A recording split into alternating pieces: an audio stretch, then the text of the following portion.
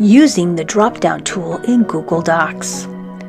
So the first thing I'm going to do is go to Insert, go down to Dropdown, and they've got a couple of templates already built in here, but I want to create a new dropdown. So I'm going to click on New Dropdown right here, click.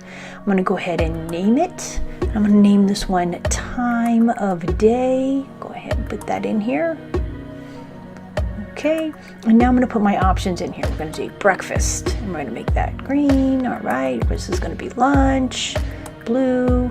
All right, this is going to be snack, be red, and dinner is going to be purple, and I'm going to add one more, and this is going to be a midnight snack, and this one's going to be like a light pink. Okay, so now when I click on it, you'll see I can change what that value is based on what my drop down is supposed to be. How awesome is that? Thanks for watching, and if you hit that subscribe button, you'll get more videos about Google.